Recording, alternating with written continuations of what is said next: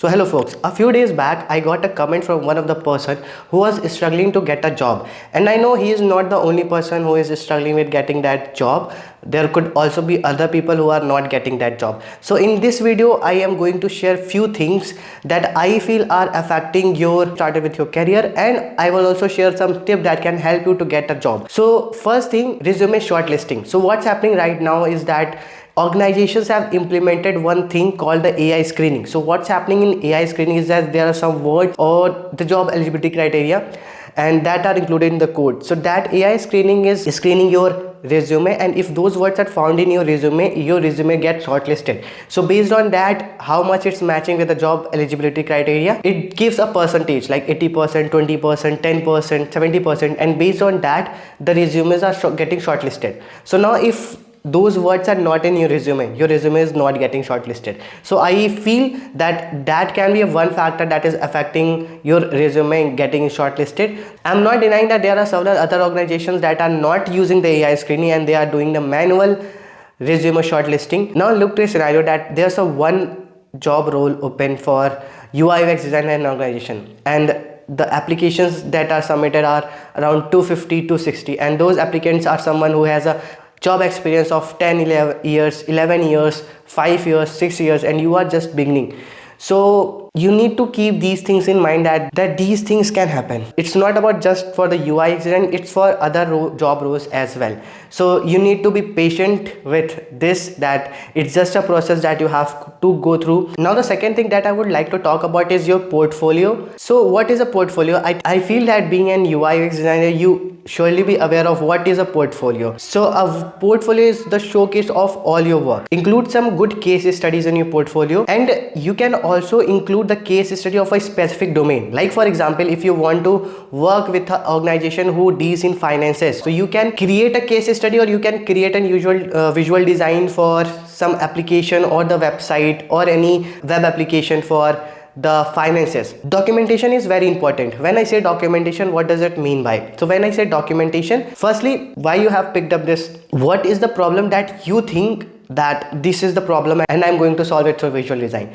You can also redesign some already built-in project. Another thing that you have to write in your documentation is like what was your role, like what you did. If you have done the user research, write it that you did the user research, you did the visual design, you did the prototyping, you did the wireframing. And if you are someone like who has done everything alone, write it that you have done all of these things. Write who were the user you connected with, what is the pattern that you have analyzed in the user, what are the colors you have used, why you have used it. When you will write like why you have used this particular color, you are telling the recruiter that you have a skill in color theory. You know how to use the typography, you know about the user experience, you know about the user research. Include one or two projects only, or one or only one project, but it should be in deep, and that should show that you have all the skills to be a UI and UX designer.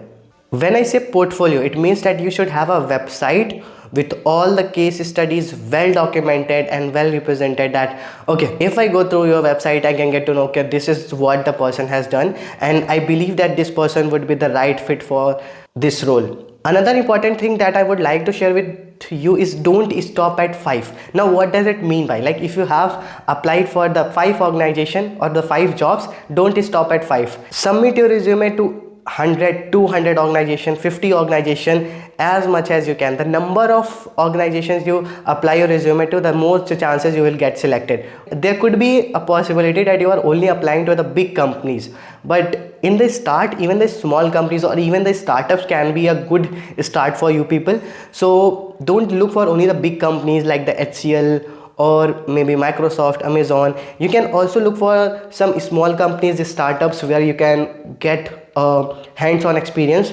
Write all those experiences or write all those learnings and apply to as much organizations as possible. Another important thing that I would like to talk about is just that don't just look for the job. Like a lot of people are saying that I need a job. You can also go for freelancing, you can also go for the startups, or you can also go for the interns. If you are getting a chance to get an intern, if you are getting a chance to go for a design hackathon, just go for it. And even if you are getting some projects to work as a freelance, just do it. At last, it's going to be added in your resume and your portfolio, and which is going to add value in your designer role. The next thing I will talk about, like how to improve improve your resume. Let me show you one thing. So this is a resume of a UI UX designer. So here the person have written his name and then the UX designer. It's good that you have written what's your role, but I would suggest, like, when you are applying to an organization for an UI UX role, though they are aware of the fact that you are an UI and UX designer, just write your name. You should have a particular email where the person can connect with you, and link of your portfolio. You can write a top, as like you can say here, a bit about yourself. Try to keep it very short. In the skills, talk about the tools and your proficiency in that tool.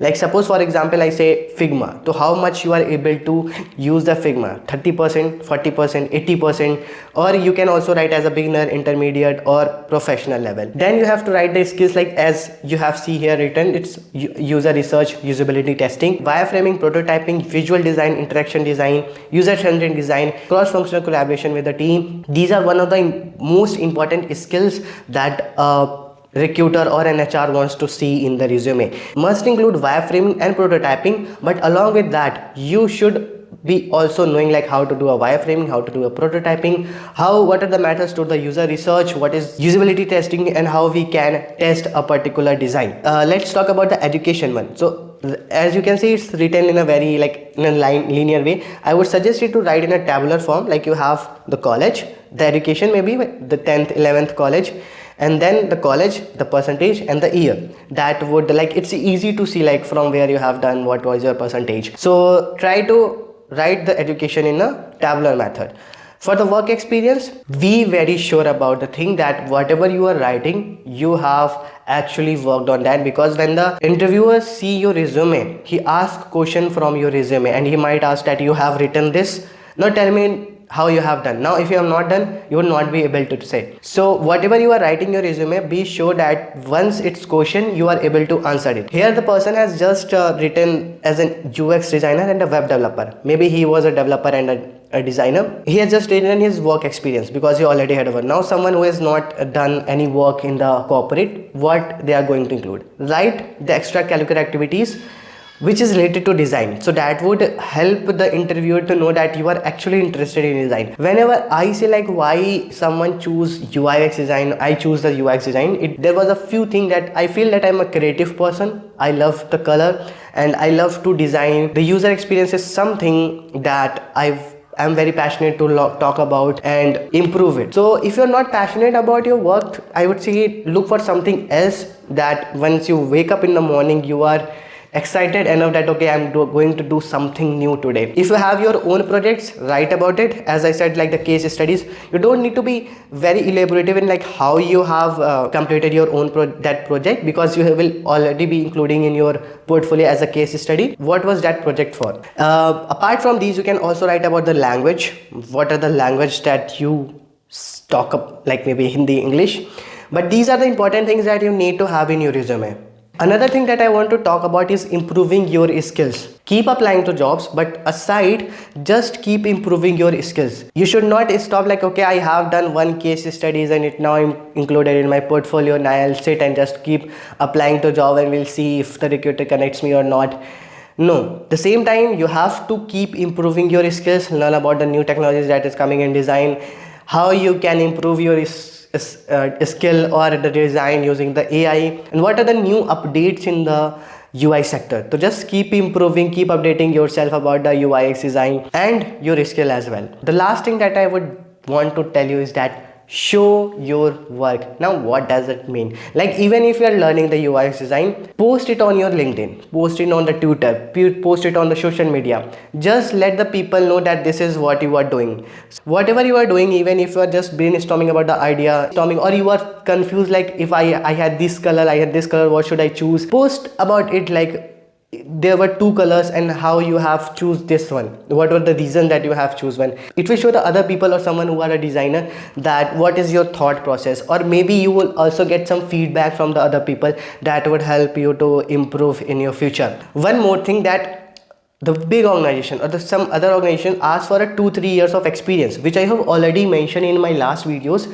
So like if you have not worked, how you are going to give that 2-3 of experience? I would still suggest it's good to start with interns, it goes to start with freelancing, or it goes to start with your own projects. That shows that you have actually put it 2-3 years in your skill. Don't try to directly jump on the big organization. You can look for the startups or the interns. So I will end up this video now, and let me in the comments if this video was helpful to you or not, and if you have any doubts, let me in the comments. So tab tak ke liye bye bye, take care, keep smiling.